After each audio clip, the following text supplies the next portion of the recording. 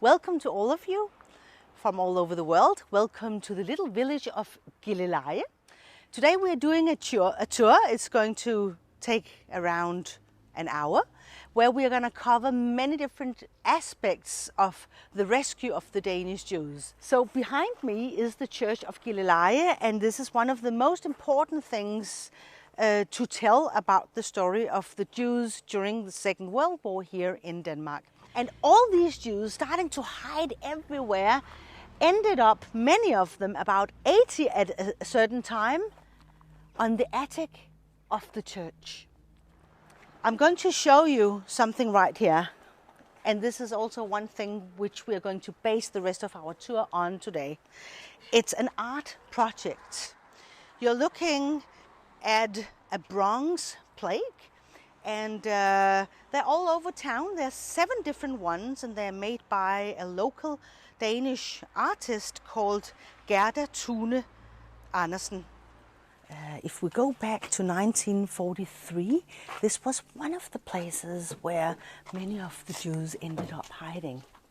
Now, one of the reasons why they ended up here, and that large number, was because there was a huge ship down in the harbor, not one of the smaller fishing boats that took the majority of the Danish Jews to neutral Sweden on the other side. The skipper had been convinced that many of the Jews could get down to the boat. Unfortunately, but very understandable, the rumor of a big ship that could take a lot of people started, and they moved out from all of these smaller houses, and everywhere they were hiding, and all of them were running down to the harbor to try to get on that very big boat here.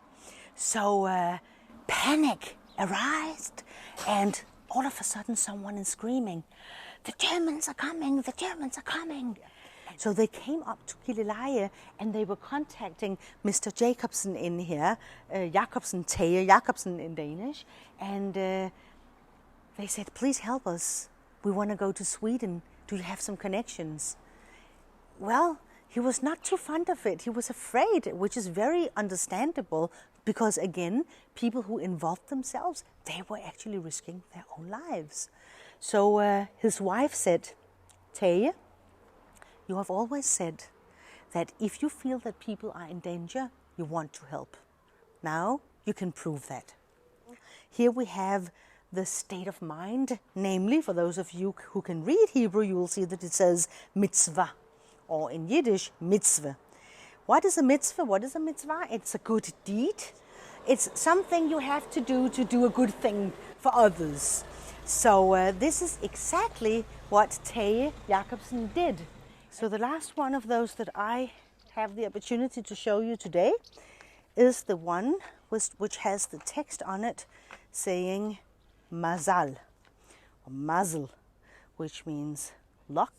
Because right here at the end of a pier, where it looks so peaceful with all the yachts leaving on a beautiful night here in the sunset, we have to try to understand those hectical nights, because of course it happened in the middle of the night that the fishing boats from right here were leaving to Sweden.